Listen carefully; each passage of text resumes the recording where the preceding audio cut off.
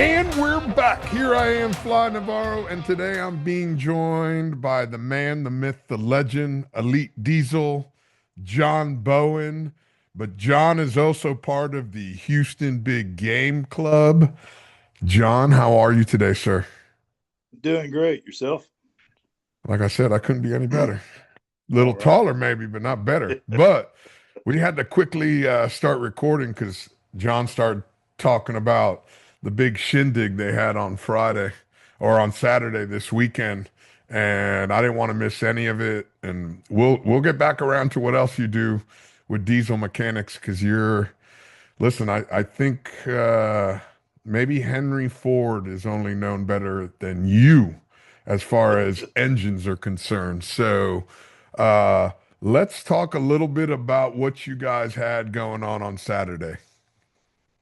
Well, we had our annual Houston Big Game Fishing Club awards ceremony, along with the Texas Saltwater Hall of Fame induction. So we had James Roberts and Jody Bright being inducted into the Texas Saltwater Hall of Fame, that are both native Texas boys still running around catching fish. So it was pretty interesting to see a lot of faces I hadn't seen in years, like Trevor Cockrell from the Hooker days, and Deborah Dunaway, and Skip Smith and Tim Choate and all of these guys, and of course James Roberts from Brazil days and all this stuff. A lot of my early memories from the '90s sport fishing, was pretty interesting to see how we'd all aged and stuff through the years. They're showing up. So We made it. yeah, we're the ones that are still here. So Oh my they, gosh.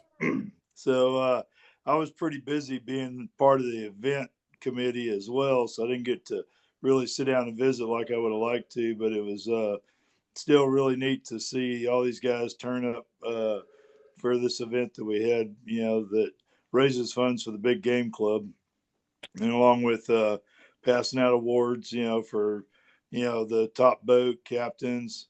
We actually gave out several awards we don't normally do. We had two state records broke by club members this year. One was a junior wahoo, and one was a bluefin tuna. And then we also had a boat that caught a fantasy slam, which is the first one anybody had ever heard of in the Gulf of America. So we did a special recognition award for that Kerry Chin donated a print for, and it was a really cool event there. Well, first of all, that is really cool, but let's give out some props to those winners. Who was the junior angler record? So that's Savannah Doxy. Uh, Okay. her dad is Ryan Doxy, that has Doxy Lures, Doxy Tackle, and she caught a 63-pound wahoo. I want to say on 16 pound. Uh, and so that was a new state record. She also had a big white marlin, I think might be a pending junior IGFA record. I'd have to check with Doxy on that. So Whoa, we might have to get her and her dad on here to talk about her chasing records. yeah, they've been doing Guatemala and done a fad trip in Costa Rica. For a girl at 13, she's catching a lot of fish. Man, you know what? I love to see that. I'm a big fan of junior anglers, but I'm even more fan when I see female anglers out there. I tell everybody when mom goes fishing, everybody goes fishing. Yeah, and then it was funny. Mom won the shotgun in the poker chip raffle too. So, so You know they what? so they had a really good night. I, I should have known Texas was giving away guns. Yeah. Okay, I got to interrupt just one real quick second because I heard the greatest joke, and I'm not going to give it as much justice, but you being from Texas are going to enjoy this. There's a story about why California is broke and why Texas has money. The governor of California was walking his dog when he got attacked by a coyote. And just at that point, he didn't know if he should shoo it away or if he should shoot it or what he should do. So he kind of pulled the dog away And then they had to do an environmental study to see how many different coyotes were out there. That was like $50,000. And then they had to do a blood sample test, and that was like, $5,000, and so on and so forth. And it cost them like 2 or 3 million bucks. And I'm just trying to skim over it. Governor in Texas is walking his dog. Coyote jumps out and he shoots him. Cost him 45 cents and it was done. Yep. So, Only in Texas, man. That's why I love Texas, man. Real simple. yeah, it is kind of funny doing that late at night. Like the person that won the handgun, they're like the guy doing the firearms transfer. He goes to him and says, "I'm too drunk to do this now. Can I like get with you in a few days?" My God, that is great. So, That kind of reminds me of the first time I went hunting. I think I was like 17 years old, and we get out to somebody's camp and we're drinking all night long. I wake up and I'm still drunk. And the first thing somebody does is gives me a firearm. I'm like, I ain't got no business holding on to a firearm. What am I doing? Don't give me this. First of all, I'm 17 years old. Number two, I'm still drunk. I got no business doing this. All right. So that was the wahoo, and you said the bluefin tuna. Who caught the bluefin tuna record? it was actually an outboard boat.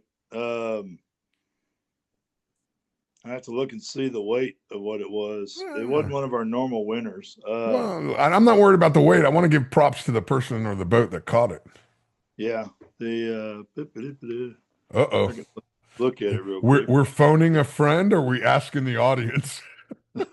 We're looking back at the itinerary from the I other love night. it. I love it. They, It's they just great. hand me that kind of stuff. Like, here's what all we're doing. So Listen, at our age, I can't remember shit either. I have to write I, everything down. I knew what I was getting. So that was, What'd you win? I got the top outboard. My man, look at that. So,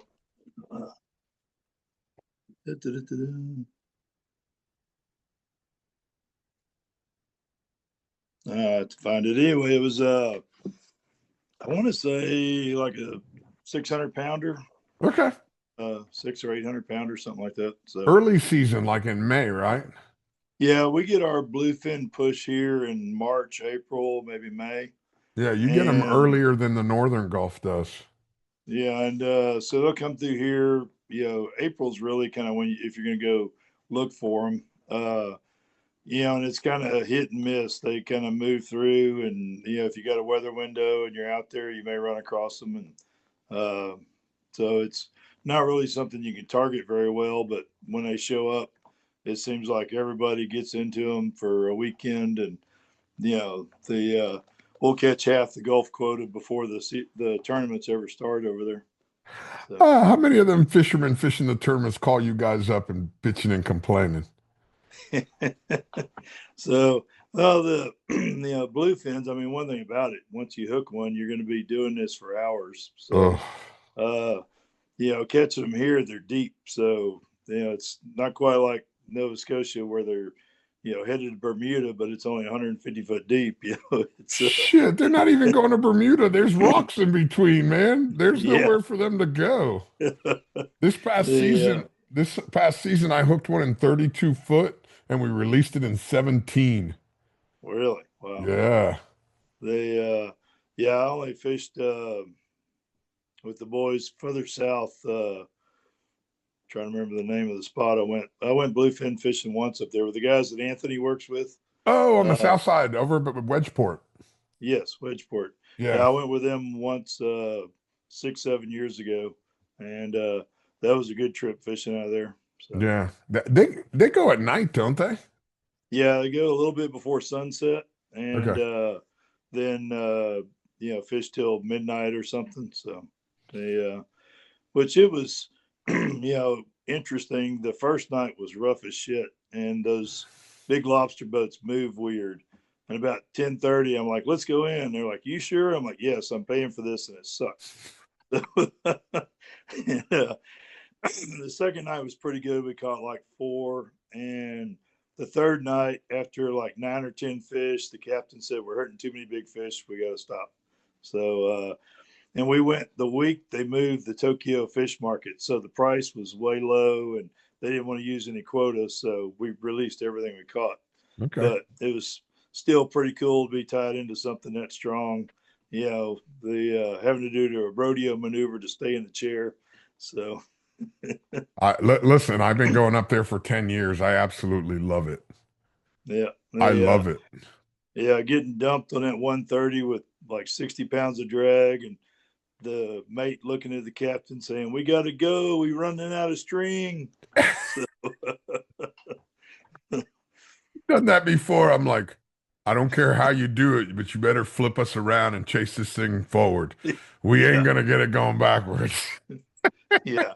Well, we have all 8 knots this thing's got, you know. So Ah, give it all you got, man. yeah, No, I like it during the day. Well, I like it during daylight because I like to see the fish eat, you know, the visual aspect of it. Now, mind you, we do start in the dark, but a lot of times by the time you're fighting that first fish, if you're lucky enough to hook one in the dark, uh, sun comes up. It's not too good for the angler, but everybody else, we're just kind of enjoying a beautiful sunrise, maybe a nice cup of Cuban coffee. yeah, yeah. I was telling my buddy he sounded like an air compressor doing battle there, you know. But it was crazy that last evening feeding them by hand around the boat.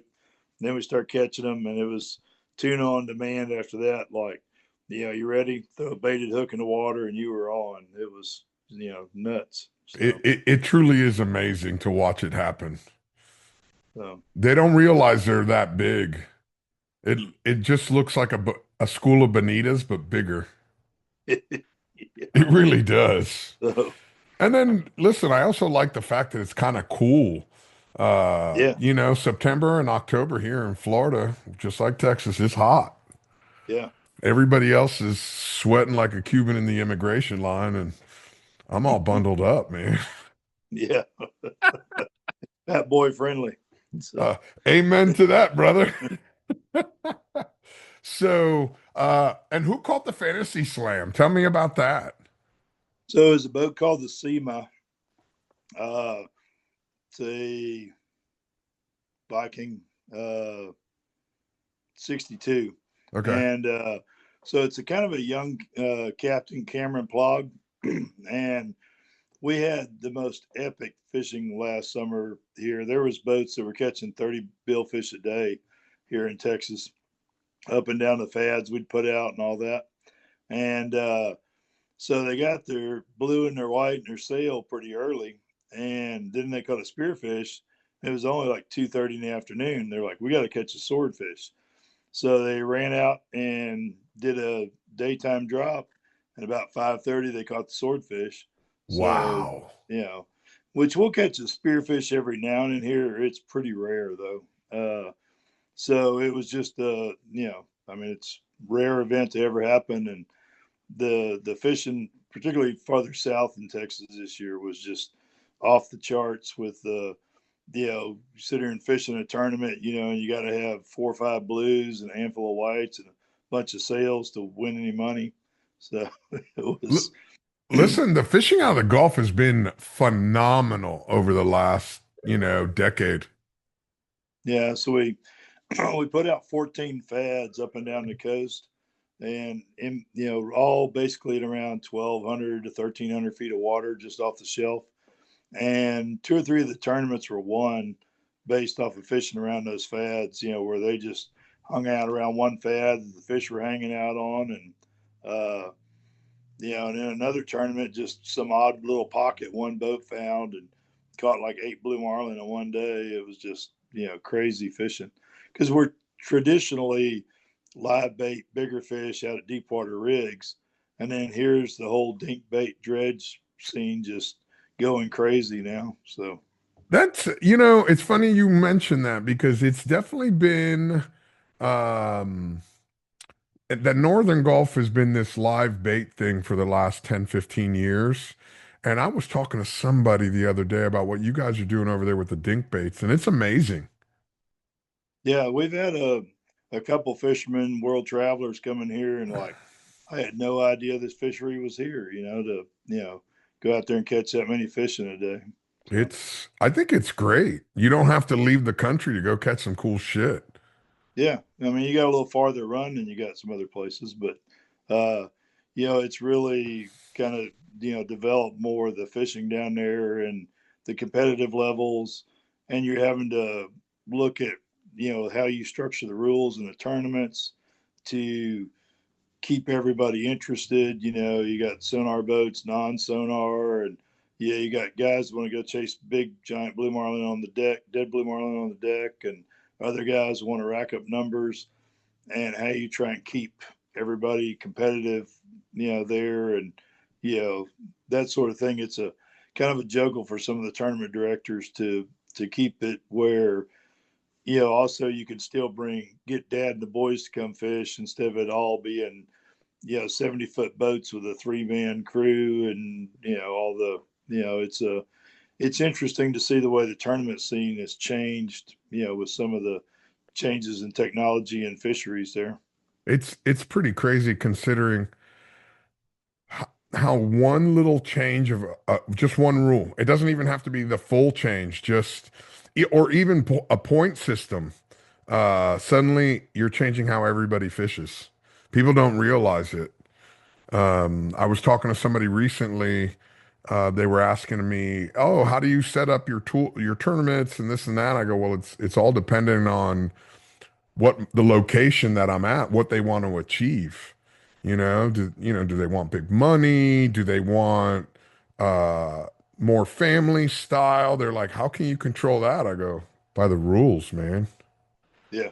By the So rules. If you create the rules where like my tournaments I got coming up in the Bahamas, they're hook in hand. You can hook and hand it off to one person as soon as possible. And uh, it opens up to everybody bringing their wives, their kids, their business partners. It becomes more of like a family style event. It's not like, I can't believe you missed that fish. You shouldn't have been napping on the couch. Knock yourself out. Go nap. yeah. You know? So yeah, it helps involve people, that aren't, because some of them have to go make the money to pay for these boats and all this fishing gear and stuff. So they don't get as much practice. So, the hook and hand deal, helps bring more participants to it. Uh, and I think it's been handled pretty fairly, from what I've seen in the tournaments. So, Yeah. Again, it's just depending on, where the location is and what you're trying to achieve. One of the things I enjoy about getting guys from Texas and the Gulf over to my tournaments in the Bahamas, every single owner, I have not missed a single owner from the Gulf that hasn't come up to me and said, "Fly, I love your hours. 8 to 3. By 3:30, they're in the pool having a frosty drink." yeah. And I'm like, "You're from the Gulf, aren't you?" "Oh yeah, we leave on Thursday. We don't come back until Saturday." I'm Yeah. like, "I'm glad you like it. Go get a drink, man." Go get a drink. We got to do it again tomorrow. Yeah, we do it again tomorrow. Oh, they Yeah. love it. I see him in the morning. "Hey, good morning." Listen, it's nice. I spoke with somebody this past weekend. We talked for an hour and a half. They were signing up for the tournament, and one of the things they said is they love the camaraderie. They can walk up and down the dock and talk to everybody. They see everybody at the clubhouse. And to be honest, even the long hours of the golf, you guys do a really good job of that because as soon as people leave from one tournament, they go to the next one. They start getting ready. So everybody's kind of hanging out. Yeah. They're all like, when are you leaving? We're all headed here. Yeah. And I tell everybody it's like a roving carnival. so when we're getting the service calls, the guys that are dialed in, they're calling on Sunday, like, hey, I broke this and I'm fishing next week in this tournament, like, okay, somebody else calls, hey, this happened. Are you fishing next week? No, we're taking this week off. All right, we'll come see you on Thursday. And try and keep everybody in the game that we can, so. No, listen, that makes sense. That makes sense. Now, talk to me a little bit about the Saltwater Hall of Fame. You said you got Chewy in there and you got Jody Bright inducted this past year. When you say saltwater, is it just offshore or is it all saltwater? It's basically just offshore, Okay. and the whole thing was kind of started by the late John Cochran and Bobby Bird and a couple of the others. When they started the Texas Legends tournament several years back, is when they kind of started the Saltwater Hall of Fame, and they had a push on it for several years, and they brought in like some of the classic names like Stuart Campbell and Alfred Gussell and all this. And then they started inducting some of the more modern names like Jerry Dunaway and some of these different people. And then they started getting more of basically some of the people still alive. And then it kind of got dropped off to the side for a little bit for several years. And then they handed over to the Houston Big Game Club and said, "Here, can you do something with this?" So one of our members, Richard Richardson, one of the board members, is quite passionate about it. He is the committee chair on that. So they basically get, the nomination from somebody that's in the club or a member or whatever of, hey, this guy should be in our Hall of Fame.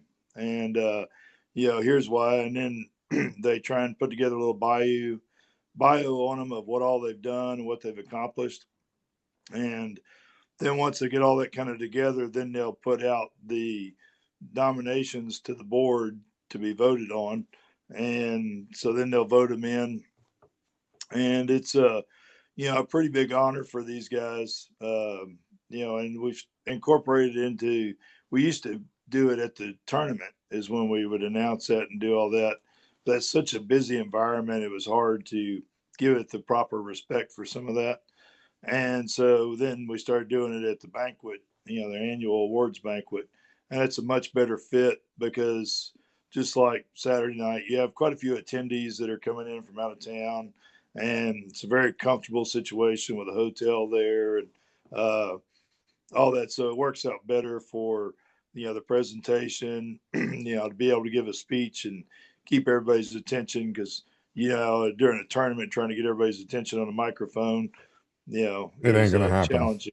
Yeah. So It ain't gonna they, happen. so they, there's been quite a few notable names of some of these early Texans that, explored the world, bill fishing and, won quite a few tournaments or a lot of, these guys that were into the sport for a really long period of time, owners, captains, anglers, not just somebody that accomplished one record or something. It was somebody that was dedicated, and that dedication made the sport better or more better known, well known, that sort of thing. Do they have to be originally from Texas, or what's a prerequisite on that? It's either being from Texas or having been here for a very long time. So to be an honorary Texan, I guess. Okay. No, uh, no, that's fair enough. Just curious. the if it I'd have to look and see if there's ever been somebody that wanted a native Texan. I'm pretty sure there has been a few that were not native born Texans, but got here early as soon as they could. So Fair enough. Is Buddy Schultz in there? not yet, but I was Uh, personally thinking about nominating him. can I nominate him right now? Yeah, we can nominate Buddy Schultz. Listen, I'm not on the board, but I'd like Mm-hmm. to nominate Buddy Schultz. All Uh, right. and I'm going to give you a reason. Buddy Schultz was one of those guys that I felt not only promoted fishing as a whole, but promoted cruise. Yeah. He was really, really big on it. When I created my first tournament ever, which was the Gulf Cup, and I called up Buddy because I didn't just want people hanging fish off the back of one of their houseboats. I wanted people Mm-hmm. to go to marinas on the 4th of July. And I called up Buddy Schultz and I asked him if I could have a wave station at Pelican's Rest. And he said, absolutely. He goes, we're an IGFA certified marina, but I'll make it even sweeter. If you weigh your winning fish at my marina and you win the golf cup, I will fill up your tank with fuel, and I will give the crew, not the owner, I will give the crew $10,000 cash. So And I thought, to me, that was awesome. yeah, He knew what it was like to be a crewman, and he knew what it was like to get people motivated. And because of that, rest his soul. I Buddy always has a very soft spot in my heart for that. yep. I fished with Buddy several times, and he was one of my early mentors in building the business. Oh, So really? yeah, Okay, so you yeah, can understand that. yeah. Well, the one of my first scoldings I got from Buddy was a little Cabo he had probably 30 years ago, and I went down to look at it and it had a bad turbo, and we couldn't get a hold of him to get it okay to fix it. And when he finally got back and his boat wasn't fixed, he was pissed. He was like, "Look, if I call you go fix my boat, go fix my boat. You know, I don't." You don't need permission. Yeah, you already got permission. Do go fix it. So Yeah.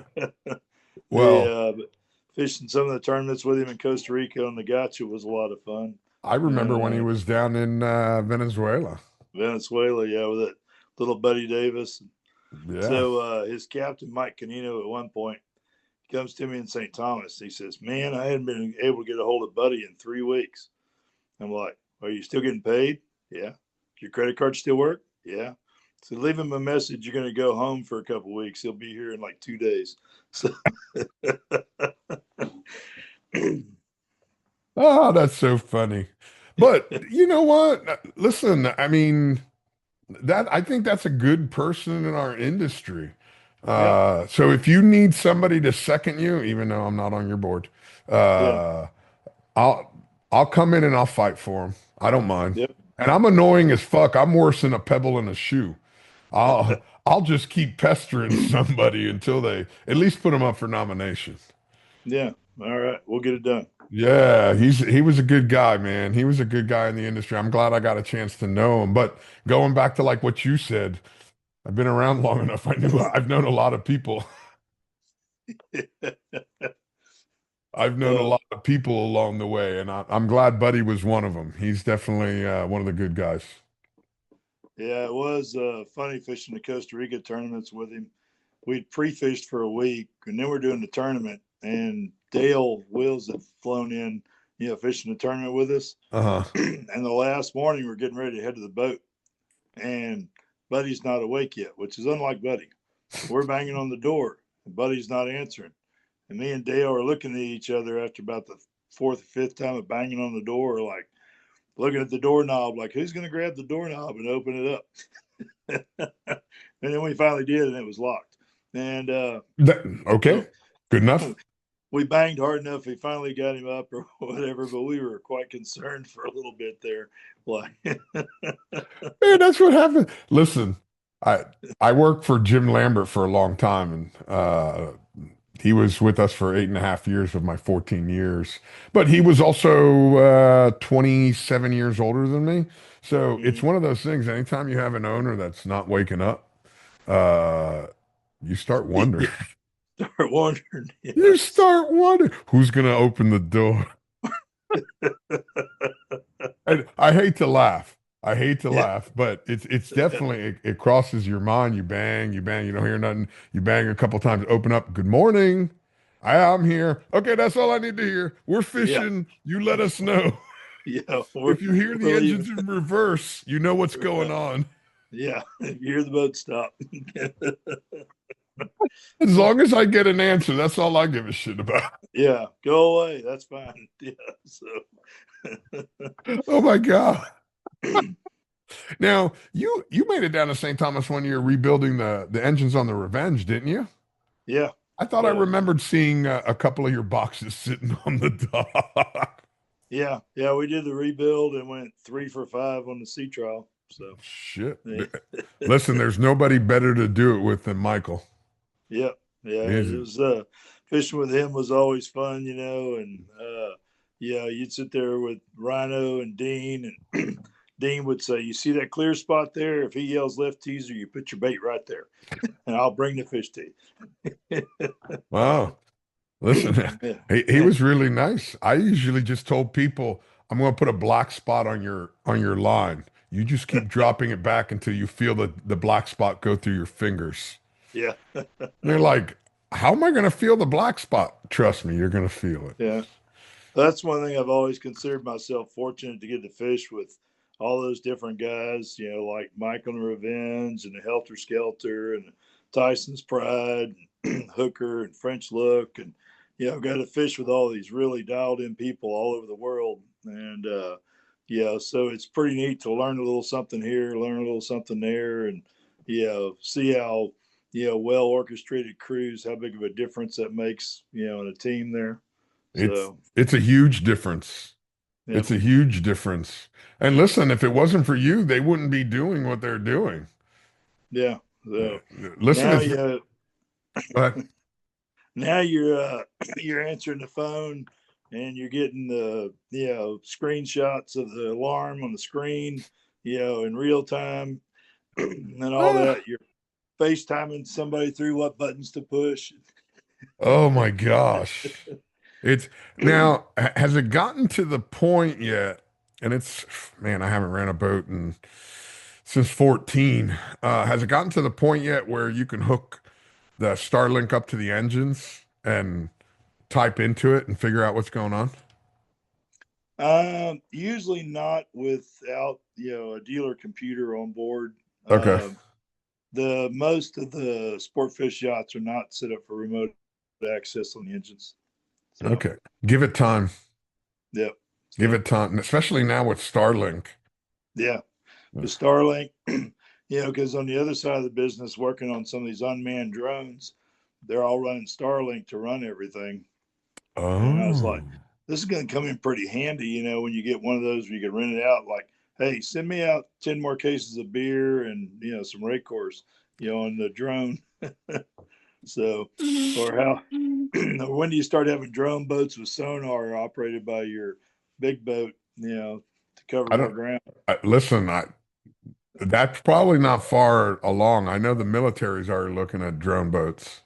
Yeah, that's what some of the companies we work with have been doing that. And it's kind of interesting. Some of the questions like, we need enough amps to run a Seakeeper. I'm like, well, there's nobody on board. Well, certain aiming systems require better stability. Like, okay, Oh, I didn't I've, think of that. I've reached the limit of my questions here. So, Listen, the thing is, you say that, give it another couple of weeks, you'll think of another question. How do you do that shit? How do you do that? Now, speaking of sonar, what are your rules right now in the tournament for sonars? so we have non-sonar boat pots. Okay. So that way, there's a separate pot for that a sonar boat cannot compete in. A non-sonar boat can compete in whatever they want, but a boat with a sonar cannot compete in the non-sonar pots. Division. Okay. That's fair enough. So Percentage wise, how many of your boats have sonars and how many don't? Do you know? in the tournament, it's really getting to where probably 75% have sonars. Yeah, Uh, it was interesting on a recent trip to Hawaii working on a boat. As I was trying to squeeze my thick butt past the sonar, the guy was telling me they're even putting sonars in boats that the boat's not worth as much as the sonar because the chargers will call up and like, do you have a sonar? And if you say no, they'll just hang up, call exactly. somebody else. Yeah. So it's such a game changer that a lot of the guys that are chartering are having to put them in to keep attracting their higher clientele. Listen, I had a lot of people. Oh, when was it when it was really just brand new? Maybe 6 years ago, 5 or 6 years ago, when it was making that jump from about 20% of the boats up to like 35, 40% of the boats. And I had a lot of people calling me up. They're like, hey, what do you think of these sonars? What are you going to do with the rules? I says, to be honest with you, I want to study it a little more and I want to give it another 3 to 5 years before I make a decision. And they're like, 3 to 5 years? I go, yeah, in about 3 to 5 years, they're all going to fucking have them. Yeah. I mean, Yeah. I mean, go it's ahead. the people say, well, if they don't have it, I'm like, yeah, but you have, 72 Viking cruising 36 knots versus your old 54 Bertram going 30 knots, I'm like, what do we, what technology do we decide is, Is fair or not fair? fair, not fair, and where do we stop the evolution of boating? You just need to go out and earn more so you can buy a bigger boat. That's it. I So, and it's funny you say that because what I always tell everybody with the sonar thing, I'm old enough to remember when people were complaining while we were on 16 knot boats and that one boat shows up that does 31 knots. yeah. So, And it wasn't but whatever, 5 or 6 years later, everybody was doing 31 knots. yeah. You know? So, and then dredges came out. Oh, it's not fair. You can't have more than one dredge. You can't have more than two dredges. Now everybody has dredges and those rules are not, they're worthless, Yeah. you know? The So, technology changes, and you do have to be mindful of it with a tournament. But because you got to keep your participation level there. Uh, exactly. we've really seen the Texas tournaments drop to about 40, 45 boats at most of the tournaments, where some of them used to have 60 or 70 because a lot of these other boats don't feel like they can compete anymore. They don't have sonars, they don't cruise at 30 plus knots. Uh, so you're seeing a little bit of it becoming more professional, but it taking dad and the boys kind of out of it. The owner operator, part time guys, don't really hardly fish the tournaments like they used to. You think you could create something for that? So one tournament, the Pachanga, they did a fence. I think they did a 50-mile fence Okay. and a couple of other things that kind of restricted the field or took away the advantage of the 40 knot boat. And it's hard to take away the advantage of sonar. But they just had a non-sonar division, and they attracted more smaller, like 40 cabos or whatever, uh, bursts that we wouldn't normally see. Like back in the old Poco days, every piece of shit that floated showed up, and we'd have 110 boats in the tournament, and it was as much luck as skill. It was like dialed in crew won 70% of the time, and some little boat nobody had ever heard of caught the only fish. The other 30% of the time, it was a lot more luck involved. Because you didn't have any kind of satellite information, sonar stuff. That was when people would charter a plane, go look for weed lines the day before, stuff like that. Oh my God. the So it was kind of interesting to see how it's kind of changed from you're betting on these three or four different boats to probably win, and back then it was kind of like no idea until somebody rolled up at the dock and drug a 600-pounder out the door. So Listen, there's a lot to be said for that. I mean, you look at all the biggest tournaments, between the Bisbee and the Big Rock and the White Marlin Open, is the fact that there's still just a little bit of chance involved, yeah. where everybody's got a chance until the last possible moment. Yep. That goes a long way. So, uh, I I say I don't want to keep going back, but I'd like to talk a little bit more and give plenty of props to James Roberts and Jody Bright. Let's talk a little bit. Let's start off with James Roberts with his contribution to our industry, which has been huge. If I'm correct, he is the only captain to ever weigh two Atlantic blue marlin granders in one day. Yeah, I know they they caught quite a few there in Madeira. there a couple of years with a French look in like 94, 95, something Uh, like that. yeah, something like that. Uh, they really did good on and it's Madeira's such an odd place. It's like it may go off a couple of years in a row. It might be kind of dead for a couple of years, and they just happened on it. When it was really going off, and a lot of those big fish die on them. When they're fighting them, so they may not always intended to grease it and drag it on board, but. So I know he caught a bunch of granders there. He was real big in the French look bit for a while. That's when I originally met him in Puerto Aventuras, working on some boat years ago. But then my first time to Brazil was on the French look, and James was there, and you know, show up down there. Big boats got water and oil on one engine, knocking noise in the other. Game boat won't even get on a plane. Oh, It was like put Humpty Dumpty back together again so it could get to the States and get fixed right. So oh, but yeah, he's done a ton of the bluefin fishing up in the Canada there, and fished all over the world. Driving around with the French Look boys and some of the other early operations. So, but it was really interesting was here in the background before he got into the professional fishing at the Saltwater Hall of Fame. That evidently him and his buddies used to hitchhike to Port Aransas to go fishing and fish around the beach and everything. Then beg their way onto boats there to go fishing, help wash the boat for free if they got to go fishing, and all this extremes he was going to in his teenage years just to get going fishing. And it was pretty neat to hear D. Wallace talking about all that up there on stage and everything. So, yeah, the, great history. to be able to tell he's been eat up with it his entire life, So but yeah, I know he was doing a lot of custom drag work with a lot of stuff to on the heavy tackle side.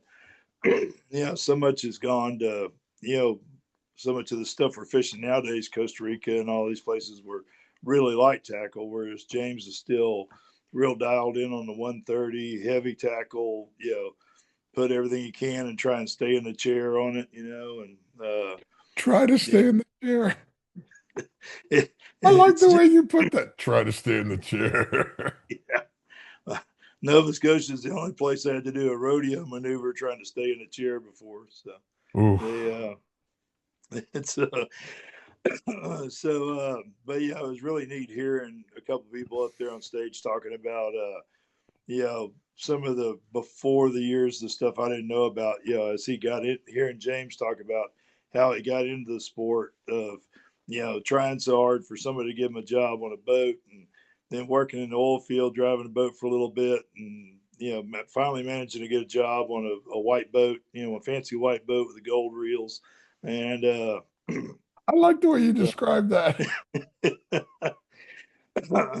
of how he achieve those goals one at a time there. It's like making his dream come true that, from hitchhiking to go fish off a pier to driving one of them fancy white boats with the gold reels.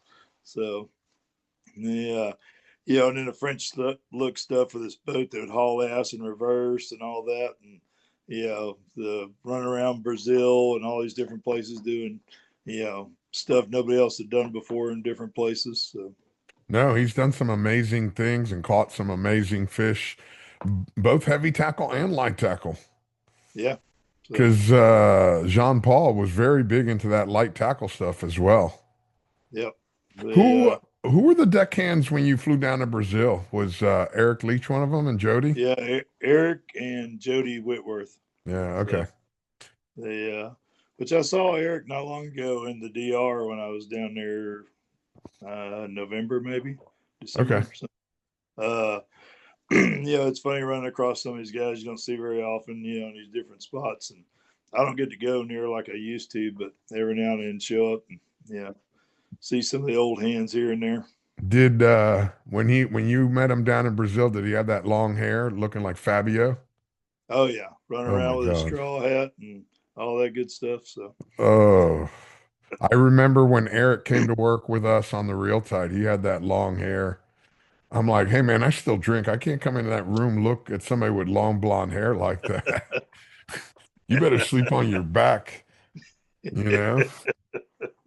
I'm Yeah, like, oh, old pork chop. there's a woman in here. Old pork chop.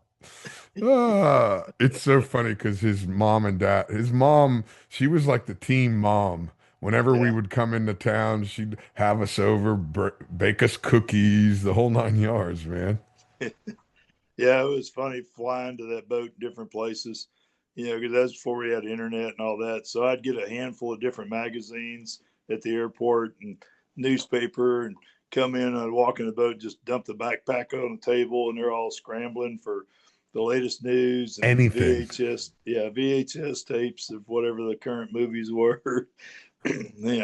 DVDs came out. I'm like, man, y'all got to switch to DVDs so I can carry this stuff easier, So, Oh my God. Oh so my God. I remember the VCR tape. I remember one time we were in Cologne in Panama. We had to wait for weather. I think it was 16 days. I think we only had two movies. It was brutal. It was fucking brutal, man. You can only yeah, watch. there ain't much around Shelter Island there to go Oh look my for. gosh. Yeah, Yeah, you just that nowadays you got Wi-Fi. I'm gonna go watch YouTube. Leave me alone. yeah, You kids don't realize how lucky you have it. yeah. Get on the boat. What's the Starlink password? So Oh, I remember I spent 2 months in Panama with Mikey Deegan on the Salt Shaker. We got the boat back up to St. Thomas, and then I decided I'm gonna take some time off and go to Cancun. And I walked down the dock at Hacienda Del Mar, and I see Jim Schwartz. I don't know if you remember Jim at Hacienda Del Mar in Cancun. And he's like, Fly, your mom called. I go, when did she call? Oh, it's been a couple of weeks. Your grandfather passed away. You need to call home. And I'm like, oh, because there was no phone. And I'm not yeah, trying to bring light to my grandfather passing away, but that's just the way it was. yeah. You Uh, didn't get up to minute news. yeah, we in Penis Bay one year on the Madam and Hooker is Mother's Day. So everybody got a 5-minute call on Whiskey Oscar Mike to call home on Mother's Day. Okay. And it took me about 3 minutes to explain the delay on Whiskey Oscar Mike to mom, back when the sideband. So I surveyed some old custom boat not too long ago, 6 months ago or something, and it still had a knee code on it. And I was Really? like, man, I hadn't seen one of those in forever. That used to be how we communicated. We come back from dinner and it'd be beeping. Oh, we had a phone call. Yeah, them Nikos were awesome. Yeah. So they sit there and see that somebody's been calling you on the radio, from some other country. I I, I remember when Dale Earnhardt, rest his soul, won the Daytona 500. We listened to the race on the sideband Really? while we were fishing. Yeah, we were just kind of huddled around while we were trolling. I was down in Piñas Bay, Well, and put on the sideband. Let's listen to the race. yeah. Again, it was any kind of information. I've never been a huge NASCAR guy, but you just wanted to hear some information. Yeah. Yeah. Here's something besides the birds for a while. Yeah. And I'm sure between Eddie Wettengale and Mikey Deegan, they were tired of me talking. You know, it don't take long for people to get tired of me talking. So, and then you had Jody Bright and Jody, the brother of Randy. Hmm. All them years out in Hawaii Right. left an unbelievable mark in our industry.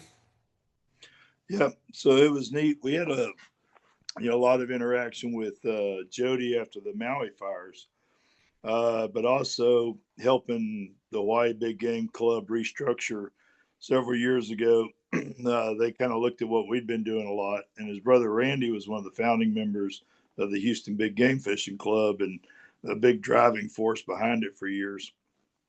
So it was interesting that I, worked with Jody, although I'd never actually met him in person, uh, by over the phone with the big our big game club and theirs, like doing some money for the Maui fire support and after all the boats burned and everything. And, yeah, then the same token, when his brother passed, we were doing, the services here and all that. So it was kind of interesting, with some of the stuff he's done in Hawaii with their club, to develop it more. And, because like the background of the big game club, we raise a lot of money for scholarships.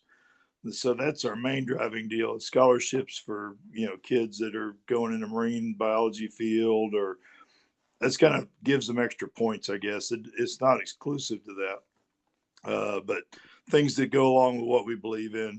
And the club also helps out, like the Shriners and Ronald McDonald, the Burn Kids, and Okay.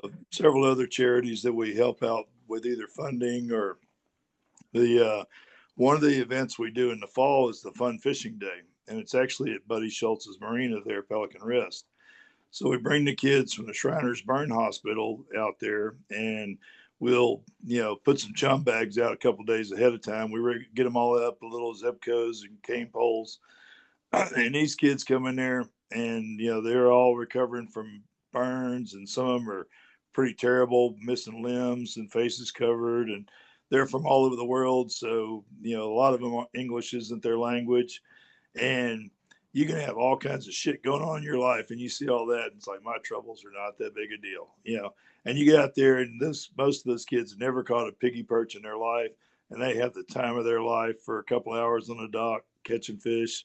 Feed them, each one gets a little trophy, gets to take home their little rod and reel. And that's the one event we have to cut off our number of volunteers for. We have to say, okay, we have Really? we have too many volunteers for this now. Nobody else can. It's How, just crazy that how many volunteers do you get for it? So we try and have one or two per kid, Okay. and so it varies of how many kids they're going to bring. So, and like 2 years ago, we're all set up for like 15 kids, and they called 2 days ahead of time. So we're going to bring these kids from the Houston hospital as well. So there's going to be like 38 of them. We're like, oh shit! So we're getting more tackle, more volunteers, more bait, more food. A big scramble. But I mean, they had a blast, and like having guys there that can speak Spanish is a big help, because maybe a third of them are Spanish speaking. Last year I was there with two parents and a kid from China, and mom spoke a little bit of English. I have no Chinese, so Come on. You don't know any Chinese? no, so not yet. Not The so but anyway, it was pretty interesting, this kid catching fish and everything. He never got to do anything, and mom and dad are trying to coach him, and I'm trying to coach him. And this whole language barrier, but we all had this common goal, what we're trying to do, and it was, just really cool little event. So that, you know what? That is the greatest thing about our sport is you don't have to be uber tall. You don't have to be uber fast. You just have to want to do it. And it don't matter what language you speak. I tell people all the time, because I go to a lot of countries, I have fished on a lot of boats where I'm the only person that speaks English. And mm-hmm. the Spanish speaking countries are easy because Spanish is my first language. But I've been on boats in Japan. I've been boats in Seychelles or in the Middle East where everybody speaks Arabic. And I don't know what they're saying, but we all like to fish. Yeah. We all know what a blue marlin looks like. We all get excited Yep. when that bill sticks out of the water. But I think that's neat. I'm glad to hear you guys do that. And if you ever need a Spanish speaker, let me know. I'll fly out there. All right. That Yeah, sounds great. that's shit. That's easy. And Yeah. then I can go give some shit to one of your other members, and I'm gonna so throw him under the bus right now in front of everybody. Is Kevin Dearman? Did he call you up and let you know I was gonna call you? No, but he did tell me after the fact. He's like, cause I said, yeah, I'm supposed to do this deal with Fly there on Monday. He's like, yeah, I told him to call you. Yeah, that little mother. I can say it. It's my podcast. That motherfucker. Hey man, what's Yeah, going no, on? How are you? he's he's a great guy, but you won't get him on a microphone or video or anything like that. So Oh my they, God. I'm like, man, here's my thing, and I'll share it, and anybody that's listening, they know my whole purpose of this podcast is I go to so many places and I've created such a global network of fishermen all over the place. People are always asking me questions, and I'm happy to answer them. But why answer each one individually then I can talk to you for 2 hours and you can tell me everything about the Houston Big Game Club, and anybody who's ever wanted to know can now find out about it, you yeah. know? So Uh, did Kevin tell you he caught the state record blue marlin here? he did not, but I knew that. I saw that Okay. back during Tammy's tournament back in the day. I Yeah. should try to coax him into talking about that. I ain't gonna get him on here. And he was so polite about it too, because we were Yeah. just texting back and forth. Fly, that's not my. I don't do that. I can't Yeah. do that, Fly. And I'm like, come Yeah. on, man. Uh, I'm like, I want to. You had the legends, the Hall of Fame coming up, and that's when I reached out to him. And come on, I want to give you guys some props. I want to let people know about it. Yeah. And oh no, no, I'm in the Bahamas, and I'm not coming home until tournament time. I'm like, you lying motherfucker. I know you're gonna be home once or twice. Don't give Yeah. me you're Yeah. not coming home and you're in the Bahamas, you have no Wi-Fi. Shut the fuck up, man. Yeah, it's funny. Saturday night, he's up there getting all the awards perfectly straight and in line, And, he'll sit there. Whoever's going to be on the mic, he'll hand them whatever they need, and he'll hand them to people, shake their hand, but he's not going to get up on that microphone. Ooh, I We've don't. tried Well, that for years. It just ain't going to happen. I get it. Listen, they say that's certain people's biggest fear.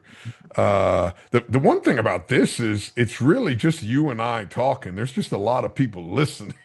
Yeah. That's the crazy part is the text messages I get. Oh my gosh, you started the podcast back again. Thank you so much. It gives me something to listen to, and I'm just glad that there's so many people that are interested in our sport. That's Yeah. what I'm excited about. And there's a lot of people, you're included, that people hear about you, but they don't know Yeah. who you are. Oh, I've heard of John Bowen and Elite Diesel, but I don't know who he is. And now we get to talk for a couple hours, and it's like, oh. You get an idea. It doesn't mean they know you 100%, but at least they get an idea. And it's like, hey, you know what? I heard you on the podcast, and I need a mechanic to help me out with this. And you seem approachable. And that's all I want to do.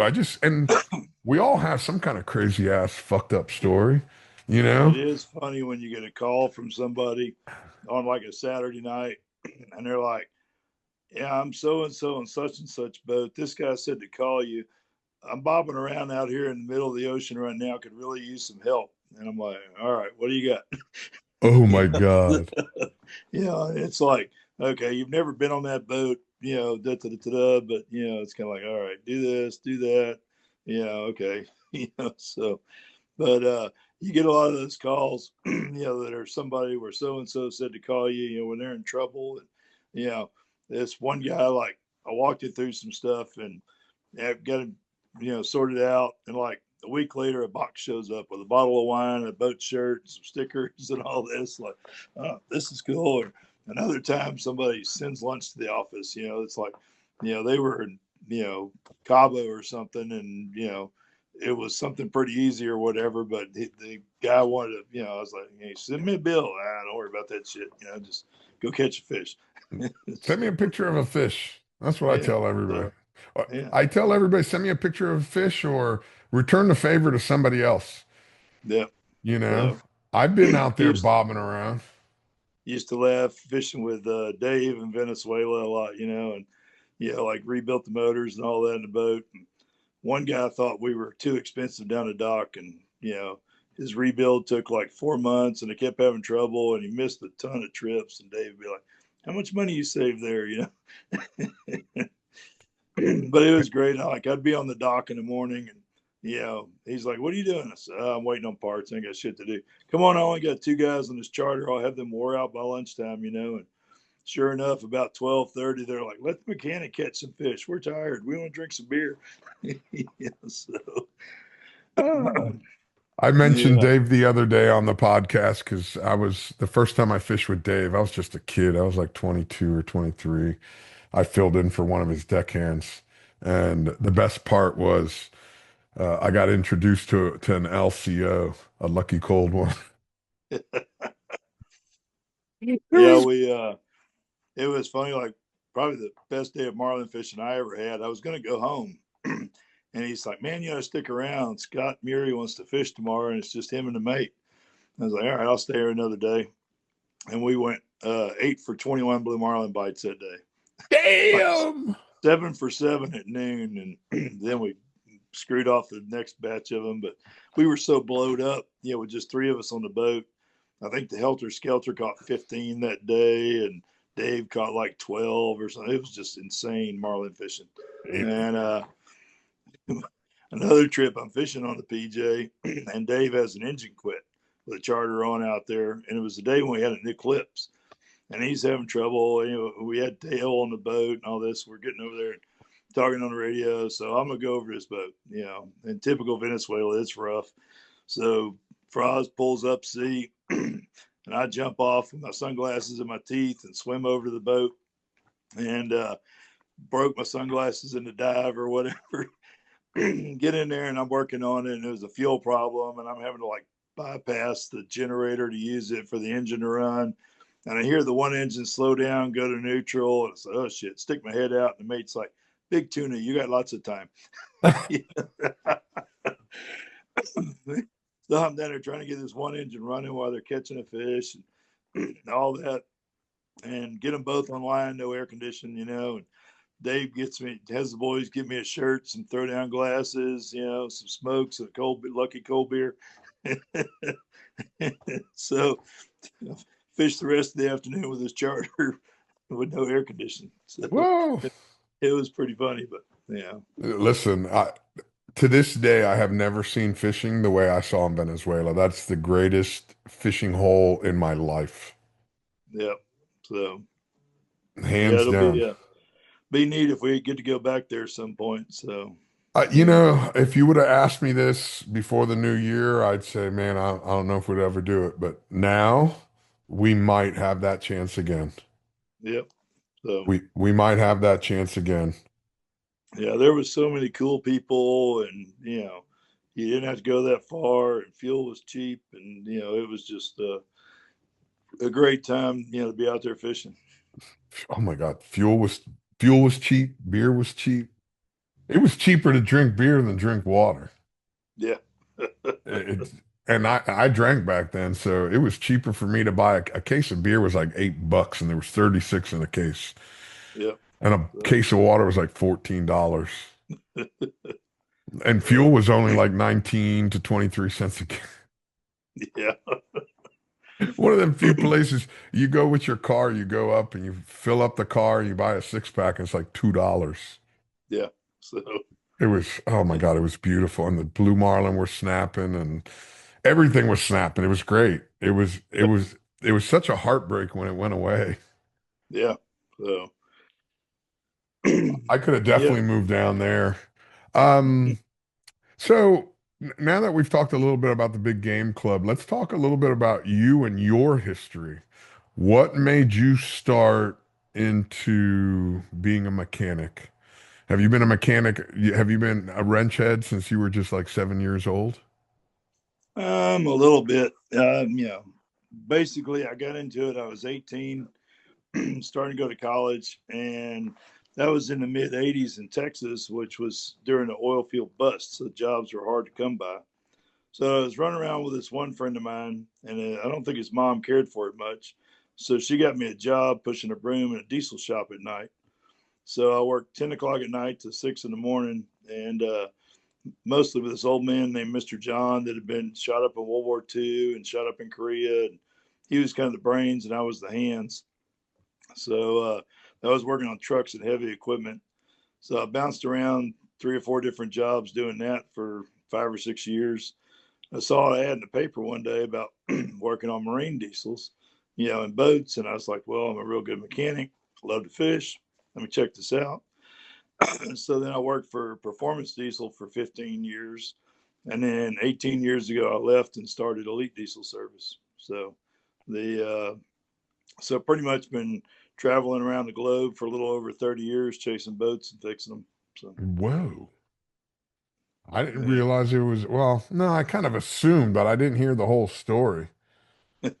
What made you So, decide to go out on your own, though? so things have kind of changed where I was working at. Uh-huh. And I looked around, there wasn't anybody else I really wanted to work for. So I said, screw it, I'm going to leave and start doing my own thing. And 5 of the employees said, well, if you're leaving, we're coming with you. So, Whoa, you had a shop with you.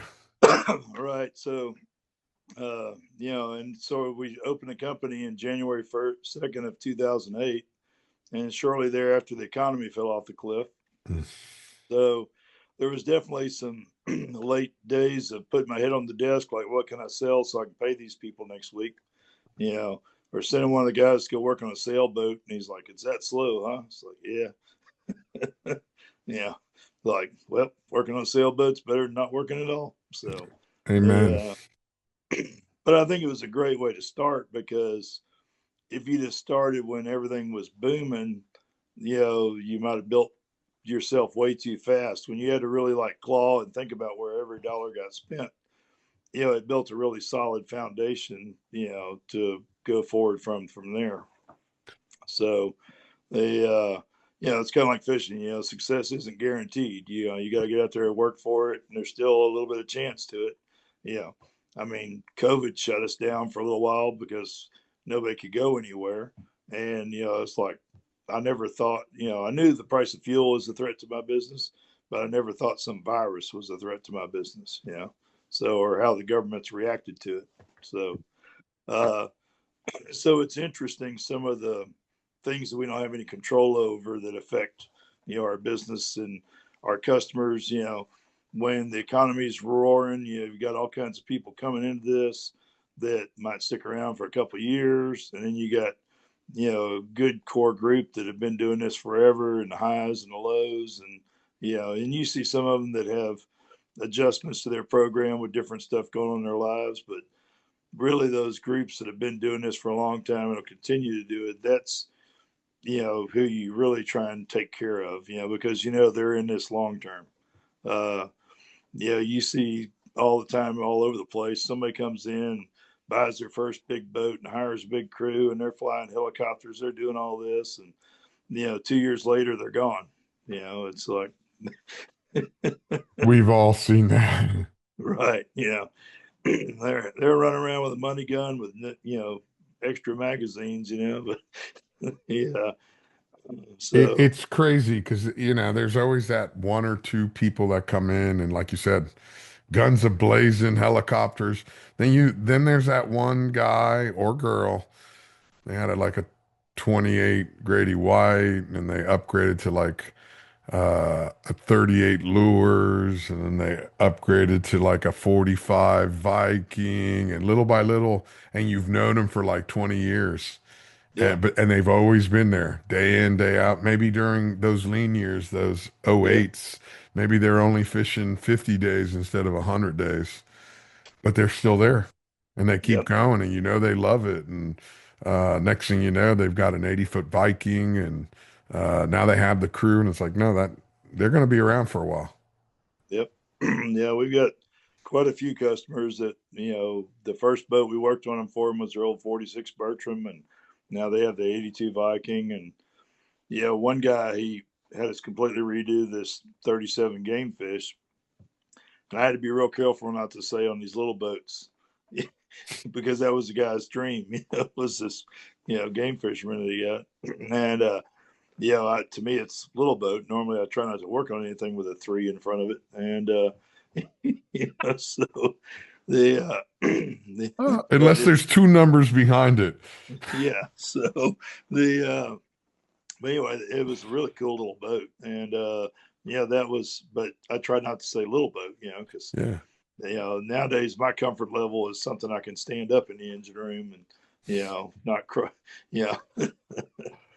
Oh my God, that's so funny. It's funny. The other day, somebody calls with a, 54-foot sea ray. I'm like, try this guy. Yeah, so, Listen, it happens. I got a question for you because I remember this was a very rude awakening for me, and you as a mechanic, you probably remember the day it happened to you. So after I was working on the Real Type, which was an 80-foot Merit, I went to work for Thomas Brayman on that 37 Rybovich out in Hawaii, and I mm, was trying to look up there something was whatever. I had to replace a part and I couldn't see the serial number. So I put on the light and I can't see. And I'm like, oh, let me start pulling back, pulling back. And I hit myself and I'm like, holy shit, I can't go any farther back. I need glasses. yeah. From that So, day forward, I was like, I got to carry a pair of these with me in the engine yeah. room.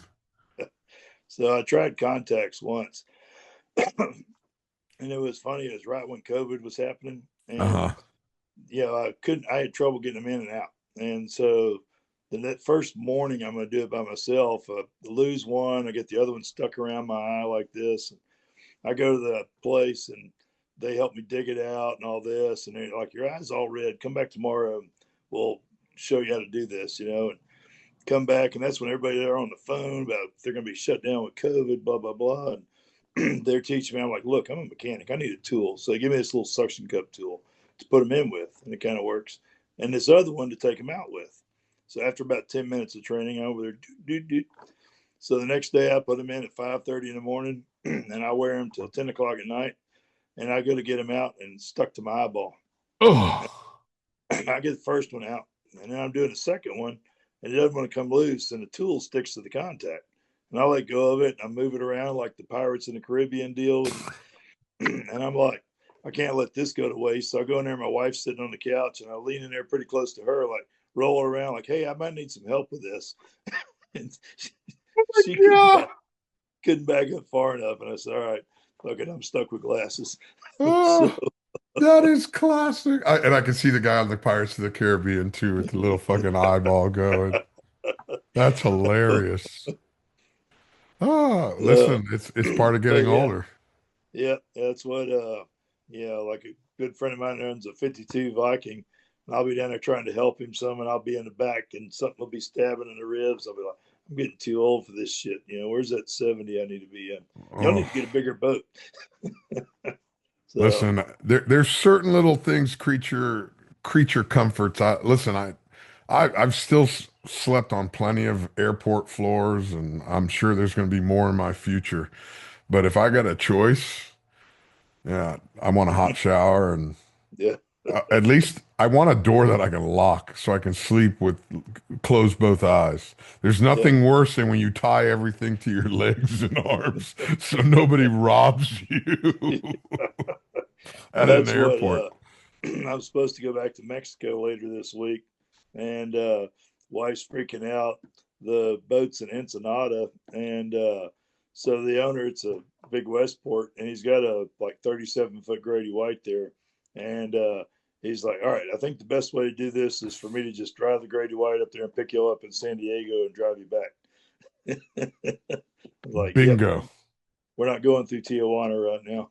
Oh So, my, I can't believe, here's the thing. We've been talking about this for, I would say a solid 2 years, if not 3 years, that eh, it's safe. They take care of the tourist town. But after what happened yesterday, yeah, no, so I yep, wouldn't go. yeah, it's if I wasn't almost at the end of this big project, if it was a new job in Mexico, I'd turn it down. But I've been working on this repower for 4 months down there with a Mexican shipyard. So, and the owner's a real nice guy from here, but we got to get it finished. So, or at least it's supposed to go in the water. So get it to run, and we're going to take it to San Diego, and we can finish up whatever needs to be finished there. So it's Oh my gosh. so Yeah, I've been it's watching. Have you been watching the videos out of there? yeah. So It's crazy. yeah. And I know at least one of our customers has a boat in Mazatlan right now, and I'm not sure who's in Puerto Vallarta at the moment. So Didn't Puerto Vallarta get hit by that hurricane about 4 years ago? That was it Puerto mm, Vallarta or was it Acapulco? Acapulco. That's Acapulco. where Okay. that's where the New Garlington went down at. Yeah. Okay. So Yeah. I couldn't remember where it was, Acapulco or Puerto Vallarta. I fished in Actually, that's where Eric Leach had his wedding, was Puerto Vallarta. yeah, yeah. Yeah. So, It was a destination wedding. yeah, I did a 61 Viking in Mazatlan a couple years ago. Uh-huh. Had a fire under the helm, melted all the wiring, and so there were normally the insurance company would tow it somewhere to get it fixed from there, but that wasn't an option in Mazatlan. So they gave us the green light to make it run, to get it to La Paz, to put it on a ship to send it back to Viking. Okay. And so basically I had to hotwire it to have steering, engines, controls, basic maneuverability. So we spent like 3 days doing that, to where he had some basic electronics and would start, stop, go in and out of gear, have throttle, could turn left and right. And so get all done, and I'm trying to go home. Well, I can't change my flight, and I could go like this 3-stop tour through Mexico for $2,000. It wasn't going to happen. So I'm like, well, screw it, let's go fishing. And they're like, so we can go fishing? I'm like, yeah. And my wife's like, you're going fishing on that busted up, burned out boat? I was like, I'm gonna send them 200 miles to La Paz. I should have enough faith to go fishing on it. Yeah, I mean, that's a good point. I mean, this is a Yeah, great sea trial. I didn't yeah. think of it like So, there's so something about leaving the dock with a boat that's broken. It's one yeah, thing trying to get back to shore, but leaving the dock with a broken boat busted sucks. boat. Yeah. So we go catch 3 or 4 sailfish, but we figured out we forgot about trim tabs. We didn't have them working, and we also figured out our scheme for charging the batteries or running the electronics wasn't working. So the electronics were going dead after about 4 hours. So we did uncover a couple things we didn't see on our 1 hour sea trial before. So so they made it safely to La Paz and got it back to Viking South, and they completely redid the bridge, and off they went. So It's funny how God works, ain't yeah, it? so You're not, your job is not done here, but you can take a break and go fishing. yeah, so so yeah. Oh my gosh. That is great. Wow. What was the name of that boat? Downtime. Downtime. I don't remember hearing about it being burned up. It's a 61 Viking, older boat. So but yeah, it melted every bit of wiring up under the helm, under the.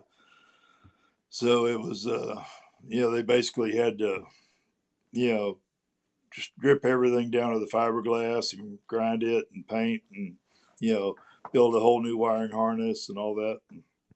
I think before it was done, everybody involved wished they hadn't got involved. So, It's funny how that shit happens, especially when you start dealing with electronics and wiring.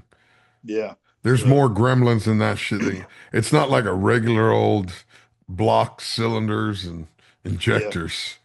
So, yeah, it's kind of like lightning strikes, Ah, you can do all that. You can say, this is what it'll take to get it basically working. And then we'll figure out what else is wrong, and kind of it's weird because one boat can have a fried antennas with, kind of minimal engine damage. And then another boat, the boat next to him got hit, but it cooked every bit of their stuff, or they could hit the water 10 foot behind the boat and cooked everything in the boat. it really is funny how electricity works like that. Yeah. So, Lightning is one of those things of anything on a boat. Lightning is, it's not even a problem right now. It's how long is this going to linger? yeah. So, It could but you'll linger have for one. months. Yeah. That's what one of our customers is looking at a boat that was hit like 8 years ago. I'm like, don't worry about it. Yeah. If it was hit and it has 3 hours on the motor since then you might be inheriting something. But 8 years ago, don't worry about it. Yeah. You probably The found stuff everything. the stuff that was replaced is outdated now. So It could have just be wearing out as opposed to a leftover gremlin. yeah, so and it's funny, the insurance adjusters, you'll deal with that on, the top-notch insurance companies. They understand everything with a circuit board, you know. But some of these other weird ones, well, can we test all that? So you can test what you want, but if it comes down to maintaining control of the vessel, it's getting replaced if I'm Yeah. going to sign off on it. So it's yeah, but a lot of them, have all got good top-notch, insurance these days, the traveling boats. So it's less of a issue there. Listen, insurance, it's one of those necessary evils. You gotta have it. You gotta have a good insurance because you never know what's gonna happen. Yep. You So gotta protect your investment, you gotta protect your crew, you gotta protect everything. yeah, and it's typically the guys that have been doing it have got a good marine policy. Where we have guys that have trouble with it is the guy's got a successful machinery company or construction company or whatever, and he buys a boat. And the guy that does all of his business insurance saves him a bunch of money on his boat insurance, and then something happens. If they've got a good traveling yacht policy with Lloyd's or Travelers or, Chubb or something like that, it's usually fine. If it's some third tier, whatever insurance we hadn't heard of, that's where it runs into a problem. Especially if it's somebody that doesn't deal with the marine stuff. They don't have a Right. proper marine adjuster. God forbid you have to put in a claim. They don't know who to get. Then they get some fly-by-night guy to come in and look at it. No, pay the Yeah. extra money. Yeah. Yeah. They save money by, buying a good policy there. Yeah, it's don't call Geico. Nothing against Geico. They're just not made for these traveling boats, No. you know. So, What would you say? Because there are some fucked up things that have happened. And I've been a part of some good ones. Uh, Catastrophes with boats and I don't mean accidents. I mean an actual breakdown that was just a complete nightmare. Location wise, trying to get parts in. What would you say of all your years in your 30 something years? You have any certain things that you just want to forget? I want to bring it back up. We're having a therapy section here. Everybody yeah. get in a circle, hold everybody's hand. We're going to talk. Yeah. There's John, been a few tell us boats what's that hate. bothering you. Yeah. There's been a couple boats over the years that hated me. Uh, this boat hates me. I believe that. Yeah. I'm trying to, they don't really keep me awake at night anymore, but I'm trying to think of some of them that were, mind boggling. Some of the stuff that you get into where you, uh, really kind of weren't too excited about the job in the first place. You threw a big number at them in the beginning because you didn't want to deal with it, and you end up doing the job anyway.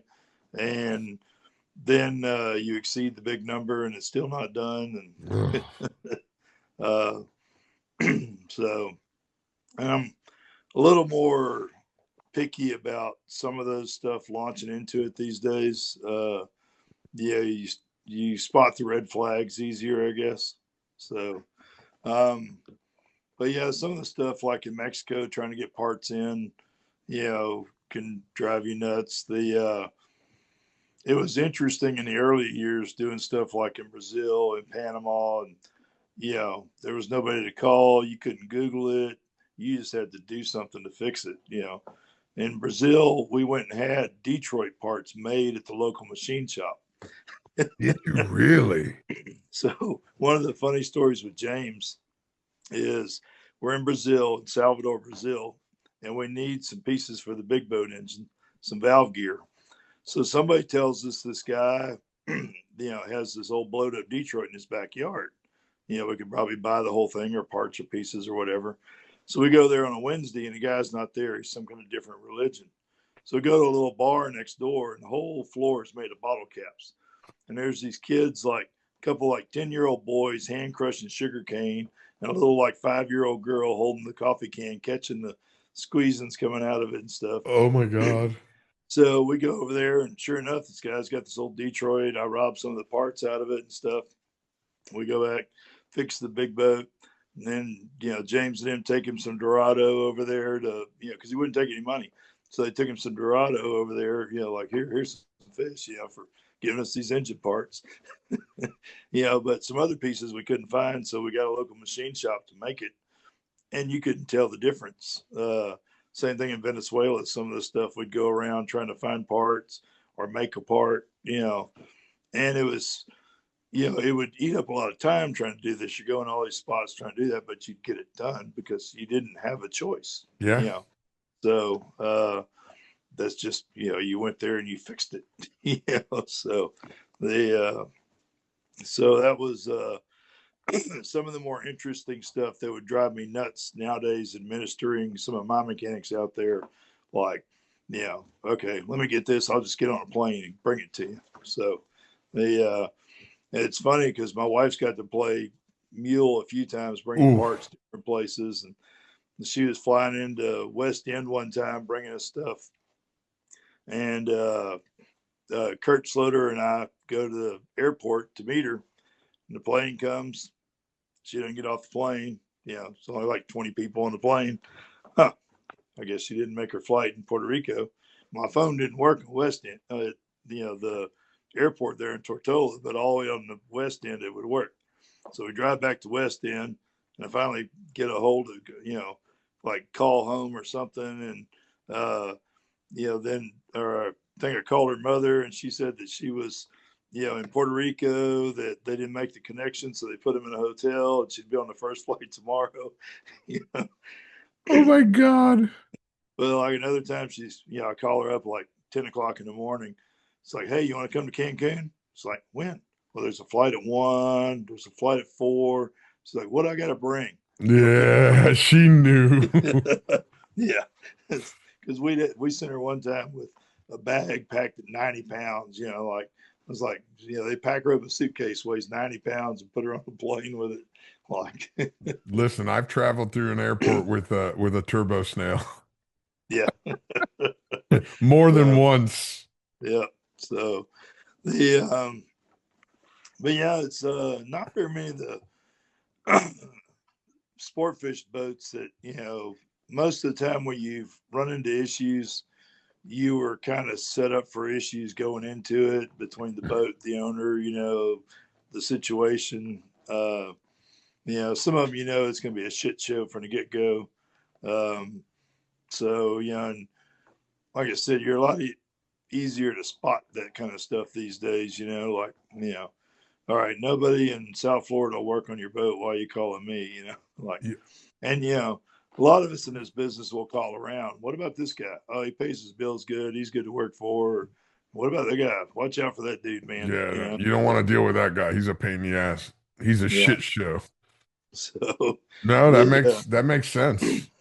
Yeah, it's that so makes that's sense. where the guys have been doing this for a long time. It's a lot easier, with somebody that, you email them a bill at 9 o'clock in the morning and the money's in your account at 2 in the afternoon. And then that guy, you got to chase around and, finally get in touch with him, 40 days later. And, well, I had a couple questions about this. Like, we should have asked that when you got it, on day one. Exactly. Don't wait 40 days later. Yeah. So they asked me about a freight charge on there or something, so. Would you say that nowadays, because the boats are bigger, a lot of them carry more parts? Not necessarily. Okay.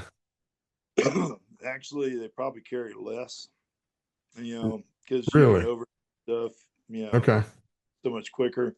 The traveling boats will still carry, lots of generator stuff, pumps and switches and stuff like that. And more and more of the main engine stuff, it's becoming more difficult for the captain to do much outside of the normal maintenance kind of stuff. So you still have some guys that are, pretty good with mechanical, but it's getting to where, back in the old days of traveling Venezuela, St. Thomas, it wasn't unusual for a captain to be changing an injector. And, nowadays, it's, a water pump can be, a bit of a challenge with some guys. And some guys are still pretty mechanically dialed in and willing. And, it's, that there's so much that goes on in the boat nowadays that, it's easier to get support, or some areas, a lot of this stuff under warranty, and it's quite a bit more complicated than it used to be. So,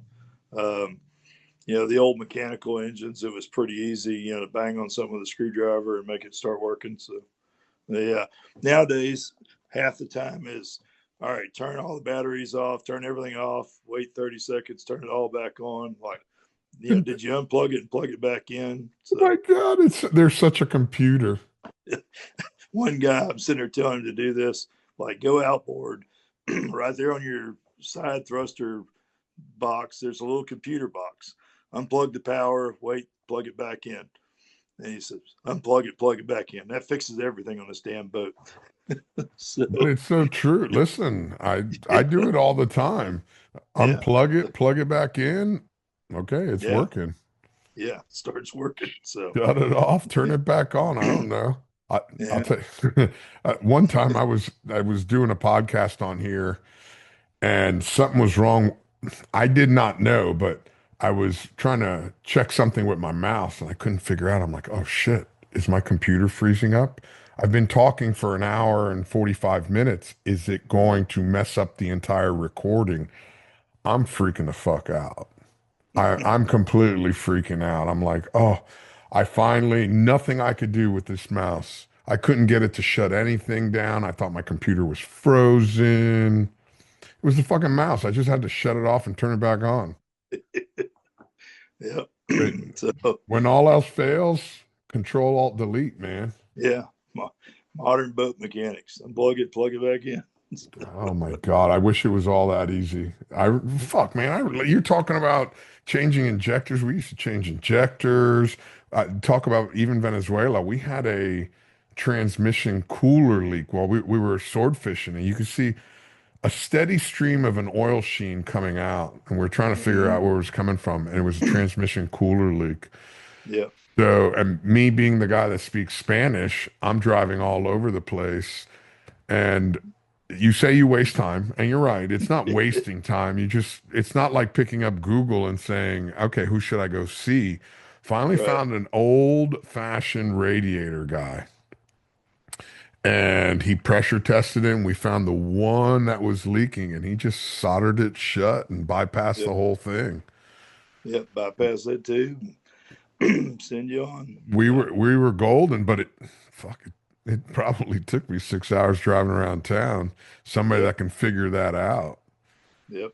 with an old Volvo engine. They're great engines. Back there in the day, we had the old-fashioned fuel pump on it when you Yeah. change your fuel filter.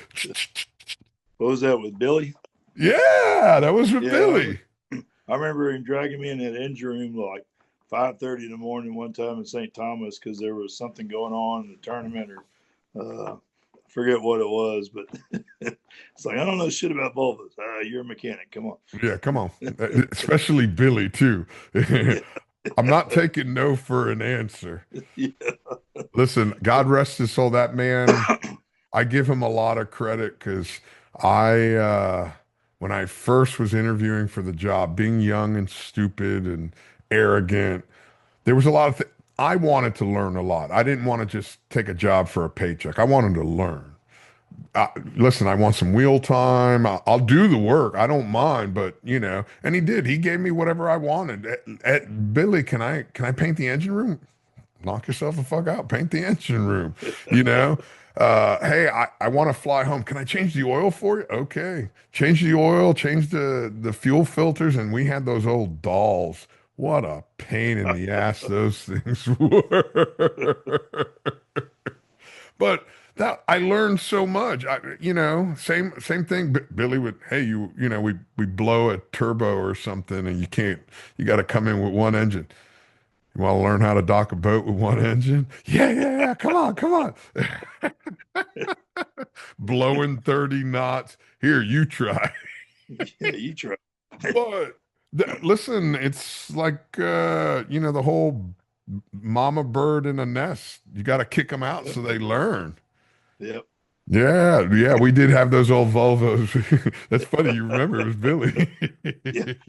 This will be this will be good for you. Come in today while everybody's out fishing, so there's not a bunch of $10 million boats sticking their noses out at you while you Oh my God, it have was fun. great. Billy was great for that. Yeah. I learned so much from him.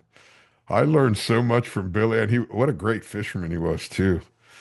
And for me, I'm a Yankee fan. He's a Red Sox fan.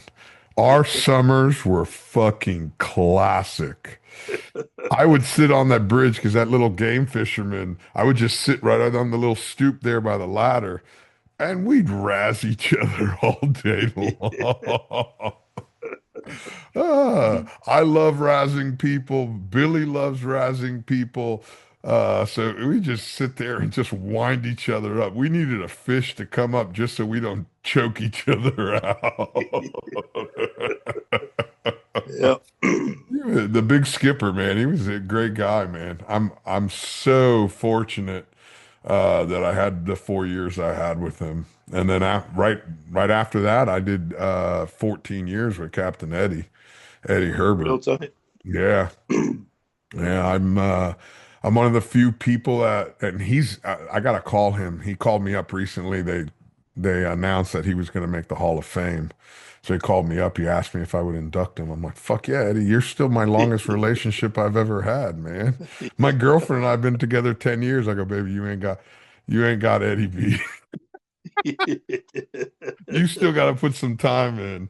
Yeah. Eddie's got me for 14 years, so I'm pretty excited. I've worked for not one but two Hall of Fame captains. Yeah. You What know, was it they had before the 80, the we had the 65 Merit, the 65? old Misguided. It was built as the Misguided. Yeah, I remember y'all being at Sapphire one year, and We got the bad fuel. I think maybe I was staying on the Helter Skelter or something. And y'all were right next to us every morning at like 5:30 in the morning. It's firing up and leaving. Not 5:30. We were leaving at 4:30 in the morning. And we had an ongoing joke where, hey, is it time to go in yet? And you put your hands up against the sky, and if you can see the outline of your fingers, there's enough light for the fish to see the lure. Man, Jim Lambert was eating up with it, man. He Yeah, was eating up with it. As a young kid that loves to fish, there's nothing you can ask for than an owner that wanted to fish and be as successful as him.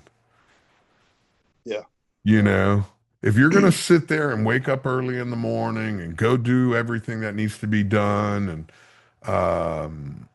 yeah, you wanted somebody that was gonna be out there, never miss a bite. And he mm, never missed a fucking bite. That guy, I mean, don't get me wrong, he miss a fish, but he's not gonna miss a bite. He's gonna be yeah, there, you know. He's gonna give you 110%, and if whatever, something happens and he fucks up, because we all fuck up.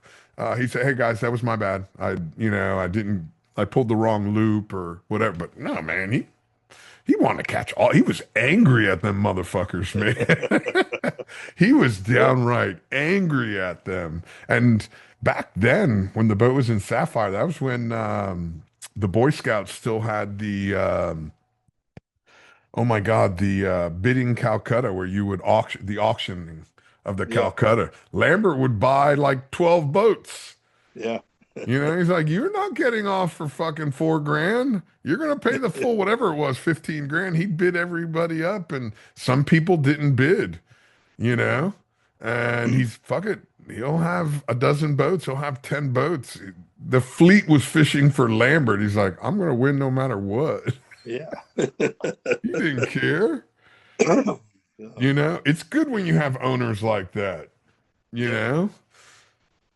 Again, it was very similar to Buddy Schultz, going back to that, guys that, they encouraged not just his own crew, but all the other crews.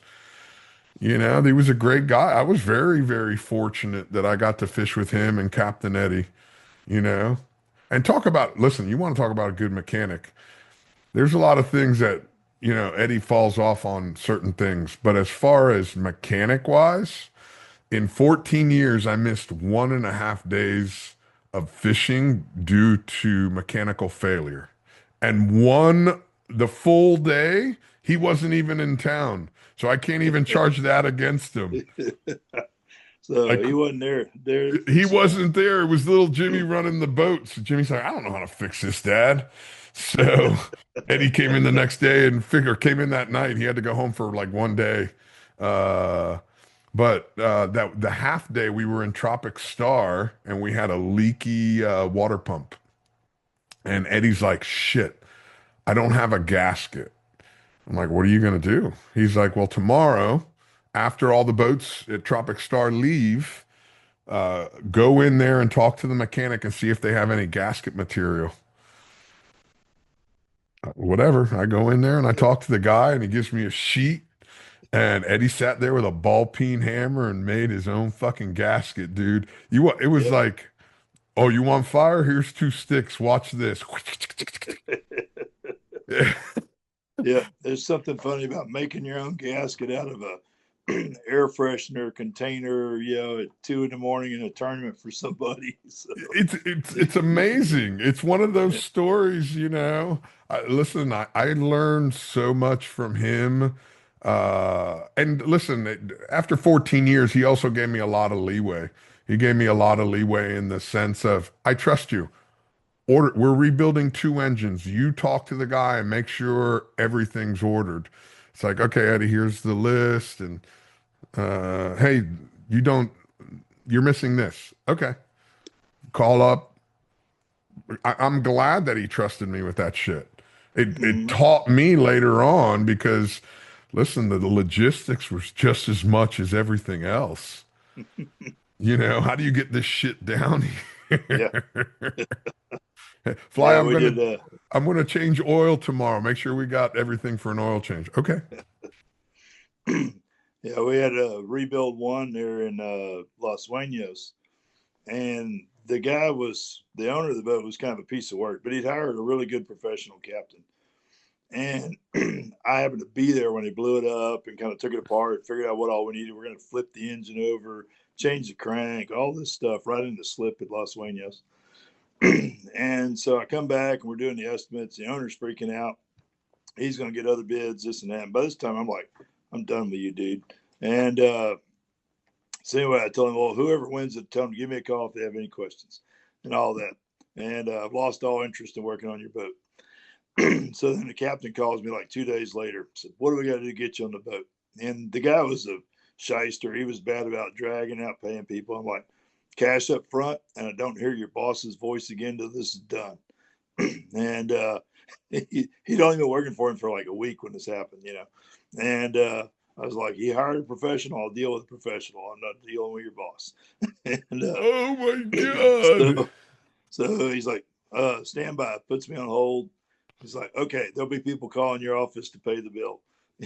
So they call up, put it up, like 120 grand on 4 different credit cards. Like, great. And like 3 days later, his boss calls me. And I'm like, hey, Cappy, did you not understand? What do you mean?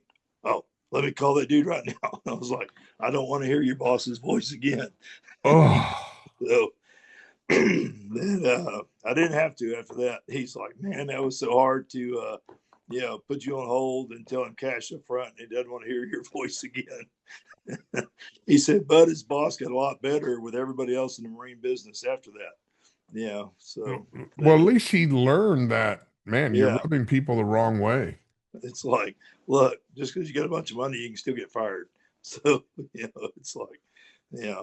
Yeah. E- Exactly. You can get fired on both sides of the thing, whether you're hiring somebody Right. or vice versa. I Yeah. don't, Vice I don't, versa. Like, I don't, I'm busy. What do you mean all you're right. busy? I'm Yeah. combing my beard that day. Yeah. Yeah. There's a few of them we tell them we're too busy to get to it. Like, well, not necessarily this week. Like, no, we're always too busy to work on your Yeah. boat. When's your next opening? Yeah. So, 32. January 32. yeah. So, and there's a couple of them that I'll go work on where the guy's a piece of work, but that's just who the guy is. Yeah. And the guy's like, I'm so glad you always come do my work yourself. And I'm like, it's because you're an asshole. And I don't want any of my guys to have to put up with your shit. And he'll laugh about it. Like he completely knows he is one. And I'll tell him he is, and he's okay. Listen, there's some guys, and listen, there's some gals as well, but some owners out there that they're assholes. They know it. But if you're honest with them and you're upfront with it, Yeah. there's been plenty of owners that I've known through the years that listen, maybe they're not assholes, they're just really tough. And if you're very frank and to the point with them about it, hey man, I don't want to hear you. Let me do what I got to do, and I'll call you later. You're a fucking asshole. Yeah. I'm And here to fix your engine, not listen to you, blah, blah, blah. yeah, I came here to fix your shit, not hang out with you. Right. I don't want to hang out with you. That's Right. extra. That's Yeah. that's plus 20%. Yeah. Whatever the bill is, I'm going to tack on 20% if I got to talk to you.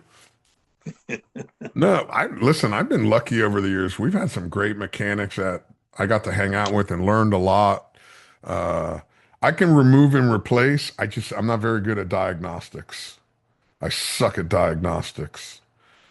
Take off 4 bolts, take off the part, put the new part. I can do that.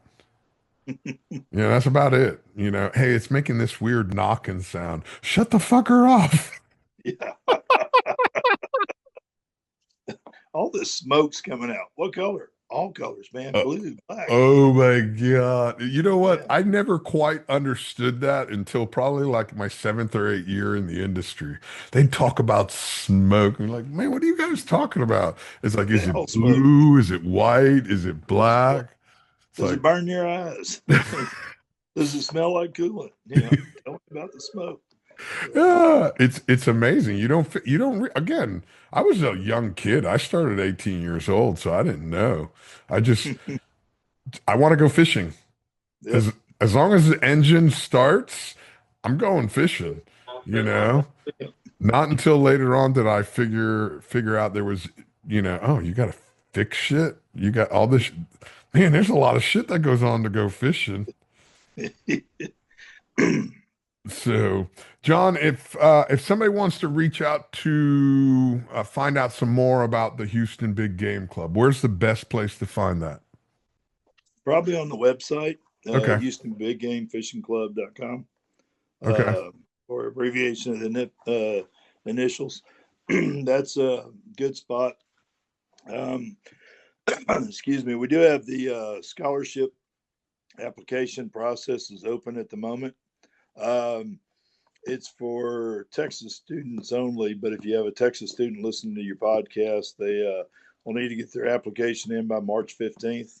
And they do, the scholarship committee does a great job of all that. They usually get about 40 applicants a year for 16 scholarships.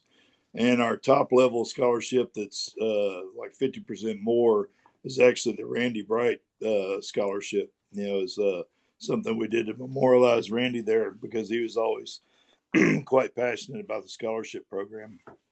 And from the Houston Big Game page, you can find links as well to the Saltwater Hall of Fame and the Lone Star Shootout Fishing Tournament, and a bunch of the charitable activities we do and that sort of thing. And now, if somebody was looking for a really good mechanic to fix their shit, how do you find that? Just go to EliteDieselService.com.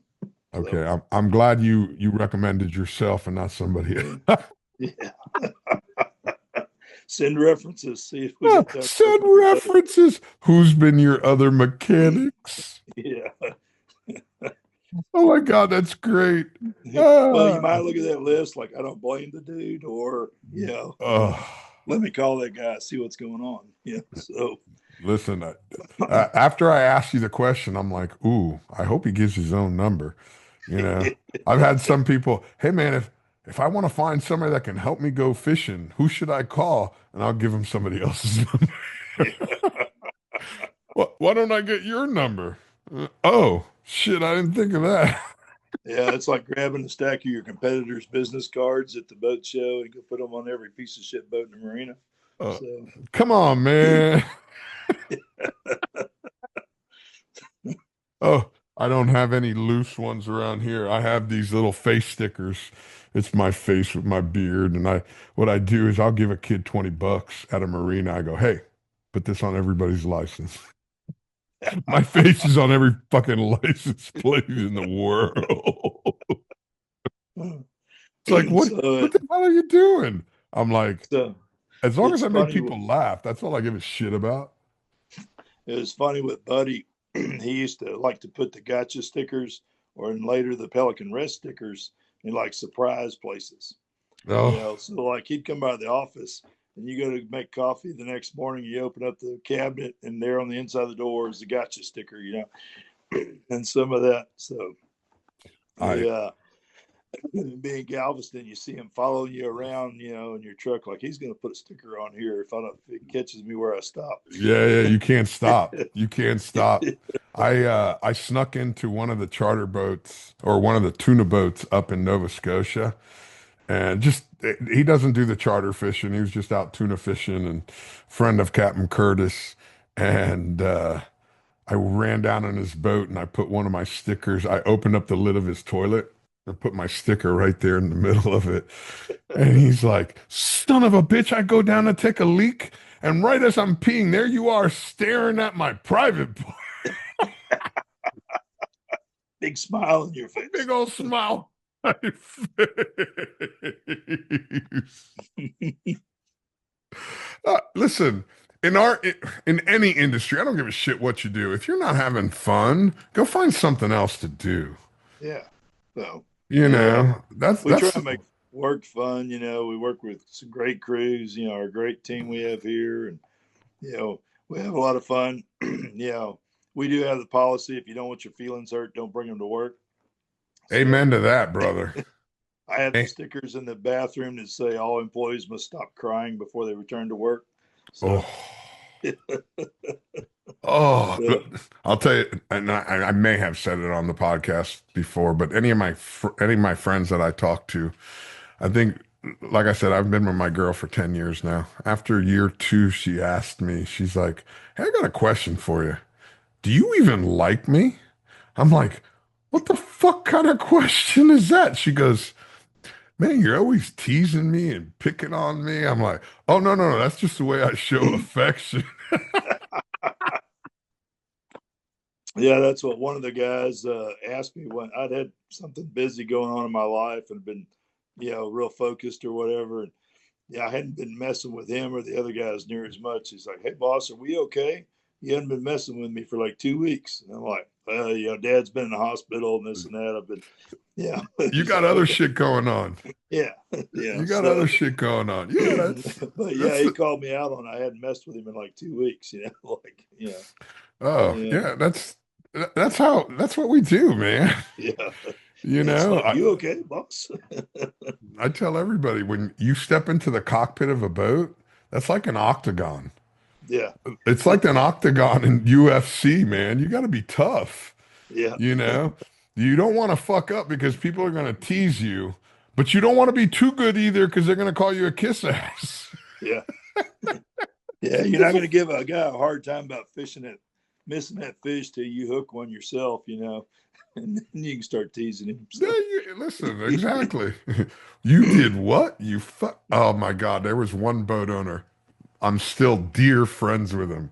Dear, dear friends with him. It was his first or second year in St. Thomas. We were fishing the Boy Scout.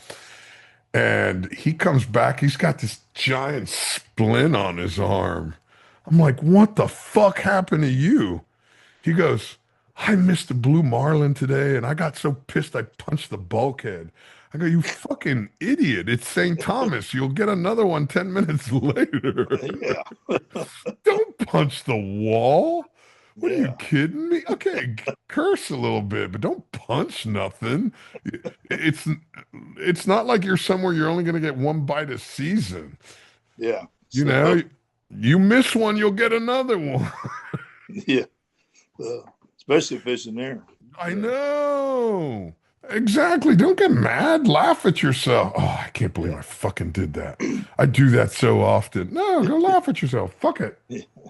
Yeah, you missed one there. Are you sure he's gone? Yeah, good point. Good point. Listen, I hope you fucking miss him on the pitch because I'm gonna catch him on the long when he slips out of there. It's pretty fucking simple. It ain't, we're not rocket scientists. We're just fucking Yep. fishermen, man. Yep. We have our own little niche that we're good at something, but other than that, we're just fucking fishermen. We're trying to outsmart something with a brain this big, man. Yeah, it's funny when I have a captain or mate struggling, with something mechanical, and it's like, you got to see me rig a ballyhoo. Yeah, and it's like it's real clear to them. Then it's okay. Yeah, So exactly. yeah, it's like, Exactly. You yeah, you you compare it oranges to oranges and you realize, oh, yeah, you yeah, can't figure it out because you're not a mechanic, and that's okay. yeah. You can sit here and talk about girls and baseball while you rig ballyhoo. I do the Yeah. same thing while we're turning wrenches. Because it's habit. And So you learn how to do it before YouTube. yeah, so yeah, Fuck. that's what I used to joke on some of these trips. I'd be going somewhere far away, and people be volunteering to be my helpers. I'd be like, and most of my helpers have a captain's license. So Pretty much. yeah, it's Pretty like, much. Listen, that's what I love to do because I'd learn shit. yeah, and it's so much better when you call. They say the turbo's leaking coolant rather than the round white things leaking green stuff. You Oh my God. Uh, well, hopefully you put the green stuff in there, not the old-fashioned red stuff in there. yeah, so My green coolant is everywhere. That ain't good, brother, because I put the red shit in there. yeah, that's not good. No bueno. Anyway, John, I want to say thank you so much for joining us here today. Don't go yet. Let me say goodbye to everybody, but I'd like to say thank you for joining us. And anybody that wants to know something about the Houston Big Game Club, or the scholarships, or if you want to they can make a donation if somebody wants to make a donation to the Yep. scholarship. Yep, it's a 501c3, nonprofit organization, so they can make contributions there. And we also have a link to the FAD page, where we put out the FADs. We've done some really neat research lately with Grimm's from Texas A&M on that. Oh, really? They Okay. put they put transceivers on receivers on some of the FADs, and we've been tagging fish with acoustic tags.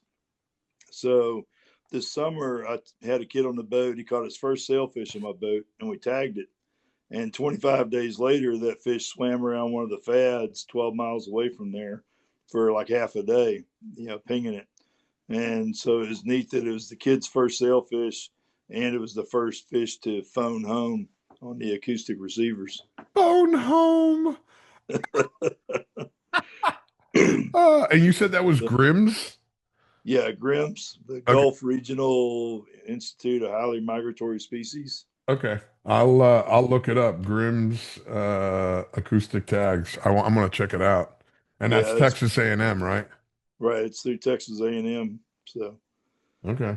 Yeah, that's cool. I had somebody recently ask me about the whole acoustic stuff, and that sounds pretty cool. yeah, it's a lot less pricey than the satellite tags, Okay. and we're getting them more interested in billfish. They're right now they're in the middle of a big wahoo study. They did a amberjack study before that. They're doing a lot with tarpon. Do, So do you have a yeah, contact with somebody there that I can maybe get on the podcast to talk about what they're doing? yeah, I can send you an email with Michelle Sluice, Okay. and she's a really good speaker as well. We've had her at a couple of the club events. Um, and it's interesting to learn like that here in the Gulf of Mexico, about a third of the yellowfin tuna population is actually spawned off the west coast of Africa and swims here. I never had Wow. any idea of that. So I took a bunch of these marine biologist chicks fishing all last summer, uh, Oh, trying to you put these poor baby. trying to put these acoustic tags out. One deal, it was crazy. This gal, she weighed about 90 pounds. She's catching this little blue marlin, and I'm like stuffing stuff in the vest behind her, trying to tighten it up. She gets it about 40 feet from the boat, and these sharks just pile on this thing and annihilate it. And the other girl is like that was so cool to see natural shark predation in the wild. That's not for the blue marlin. It wasn't. No. No. Man, them sharks have gotten so bad everywhere. Yeah, it's any of the big structures here, it seems like they hold a lot of sharks. So, well, yeah. Anyway, but it's pretty funny. But I appreciate it. I enjoyed visiting with you there. Yeah, hold on one second. Let me just say goodbye to everybody. Everybody, thank you so much. And again, if you want to find out some more about John and his company, Elite Diesel, or the Houston Big Game Club, just check them out online. Other than that, we will check you guys later.